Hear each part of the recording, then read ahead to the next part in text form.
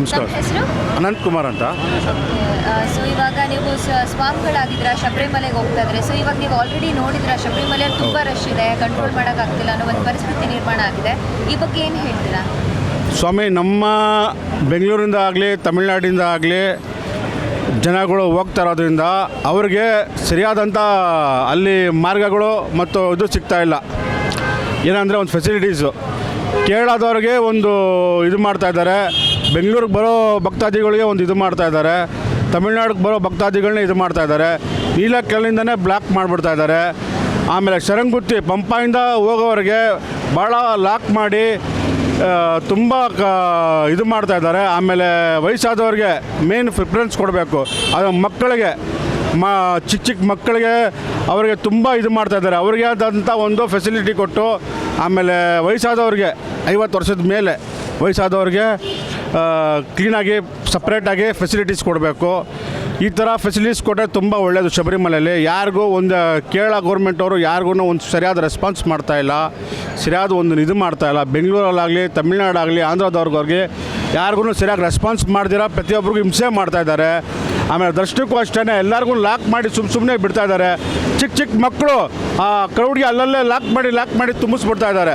ಆ ಥರ ಗೌರ್ಮೆಂಟ್ ನಾನು ಒಂದೇ ಒಂದು ಕೇಳ್ಕೊಳ್ಳೋದು ಕೇರಳ ಗೌರ್ಮೆಂಟ್ ಅವ್ರಿಗೆ, ಒಳ್ಳೆ ಚಿಕ್ಕ ಮಕ್ಕಳಿಗೆ ವಯಸ್ಸಾದವ್ರಿಗೆ ದಾರಿ ಮಾಡಿಕೊಡಿ, ಸಪ್ರೇಟಾಗಿ ದಾರಿ ಮಾಡಿ ದರ್ಶನ ಮಾಡ್ಕೊಳ್ಳಿ ಅಂತ ಕೇಳ್ಕೊತಾ ಇದ್ದೀನಿ ಸ್ವಾಮಿ ಶರಣ. ಯಾವಾಗ ಹೋಗ್ತಾ ಇದ್ದೀರಾ?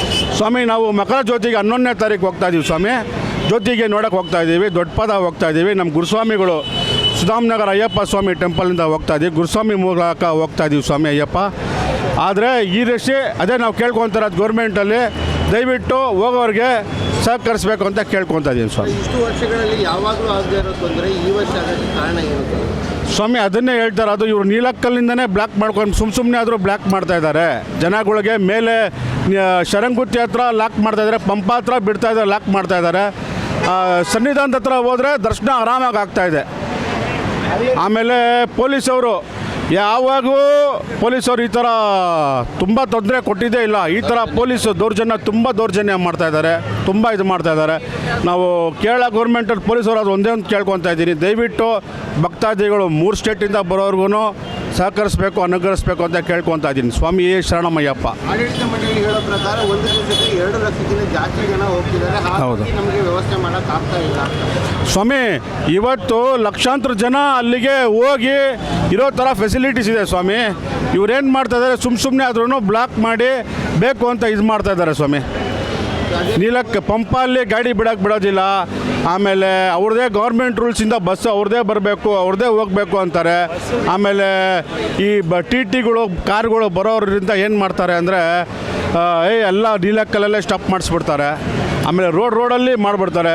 ಚಿಕ್ಕ ಮಕ್ಕಳು ವಯಸ್ಸಾದವ್ರು ಏನು ಮಾಡಬೇಕು ಸ್ವಾಮಿ? ಅದನ್ನೇ ನಾವು ಕೇಳ್ಕೊಳ್ಳೋದು ಕೇರಳ ಗೌರ್ಮೆಂಟ್. ಈಗ ಅಯ್ಯಪ್ಪ ದರ್ಶನಕ್ಕೆ ಹೋಗ್ಬರೋ ಸ್ವಾಮಿಗಳು ಬರಬೇಕಾದ್ರೆ ಕೋವಿಡ್ ಟೆಸ್ಟ್ ಮಾಡಿಕೊಂಡು ಬರಬೇಕು ಅಂತ ಕಂಪಲ್ಸರಿ. ಹೌದು ಸ್ವಾಮಿ. ಇವಾಗ ಕೇರಳ ಏನು ಅದನ್ನು ನಮಗೆ ಪಾಲನೆ ಕೊಡುತ್ತೋ ಅದನ್ನು ನಾವು ಕೋವಿಡ್ ಬಗ್ಗೆ ಏನಿಲ್ಲ ಸರ್, ಎಲ್ಲರಿಗೂ ಆಗಿದ್ದೆ ನಮಗೂ. ಅದು ಗೌರ್ಮೆಂಟ್ ಏನು ನಮಗೆ ಪ್ರಿಕಾಷನ್ ಕೊಡುತ್ತೋ ಅದಕ್ಕೆ ತಕ್ಕಂಗೆ ನಾವು ಅದಕ್ಕೆ ಸಹಕರಿಸ್ತೀವಿ. ನಿಮ್ಮ ಪ್ರಕಾರ ಈ ಜನದಟ್ಟಣೆ ಕಾರಣ ಏನು? ಜನದಟ್ಟಣೆ ಅಂತ ಹೇಳಿದ್ರೆ 2-3 ವರ್ಷ ಕೋವಿಡ್ ಇರೋದ್ರಿಂದ ಜನ ಯಾರೂ ಜಾಸ್ತಿ ಹೋಗಿಲ್ಲ.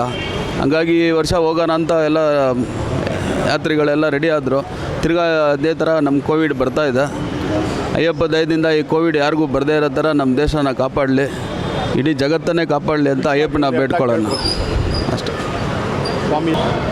ಏನು ಕರ್ನಾಟಕ ಸರ್ಕಾರ ಕಾಂಗ್ರೆಸ್ ಸರ್ಕಾರ ಅಧಿಕಾರಕ್ಕೆ ಬಂದಿದೆ, ಮೊದಲು 40% ಕಮಿಷನ್ ಆರೋಪ ಮಾಡಿದ್ದು. ಇವಾಗ ನಿಮ್ಮ ಪ್ರಕಾರ 40% ಬೆಚ್ಚಿದೆ ಇಲ್ಲ ಇವಾಗಿರೋ ಸರ್ಕಾರ ಬೆಚ್ಚಿದೆ? ಸರ್, ಈಗಿರೋ ಸರ್ಕಾರ ಸರ್ ನೋಡಿ ಸರ್, ಭ್ರಷ್ಟಾಚಾರ ಅನ್ನೋದು ಭಾಳ ತುಂಬಿ ತುಳುಕ್ತಾಯಿದೆ ಸರ್. ಯಾವುದೇ ಡಿಪಾರ್ಟ್ಮೆಂಟ್ಗೆ ಹೋದರೂ ದುಡ್ಡು ಕೊಟ್ಟರು ಕೆಲಸಗಳು ಮಾಡ್ತಾಯಿಲ್ಲ ಸರ್.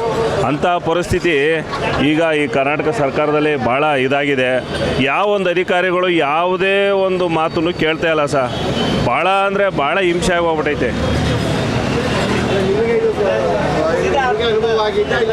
ಇಲ್ಲ ಸರ್, ನಾವು ಡಿಪಾರ್ಟ್ಮೆಂಟ್ಗಳಿಗೆ ಸುತ್ತಿ ಅಲಿಬೇಕಾದಂಥ ಪರಿಸ್ಥಿತಿ ಬಂದಿದೆ ಸರ್. ಯಾವುದೇ ಒಂದು ಡಿಪಾರ್ಟ್ಮೆಂಟ್ಗೆ ಹೋದರೂ ಯಾವ ಕೆಲಸಗಳು ಸಹ ಸರಿಯಾಗಿ ಆಗ್ತಾಯಿಲ್ಲ. ಹೌದು, ಖಂಡಿತ ಸರ್. ಯಾರು ಅಯ್ಯೋ ಸರ್ ಬೇಡ ಸರ್, ನಮಗೆ ಕೊಡಲಿಲ್ಲ ಅಂತಂದ್ರೆ ಏನೂ ಕೆಲಸ ಆಗಲ್ಲ ಸರ್. ಅಷ್ಟು ಹಿಂಸೆ ಡಿಪಾರ್ಟ್ಮೆಂಟ್ಗೆ. ಒಬ್ರದ್ದಲ್ಲ ಸರ್, ಇದು ಎಲ್ಲರದು ಇದಾಗ್ಬಿಟ್ಟೈತೆ ಸರ್.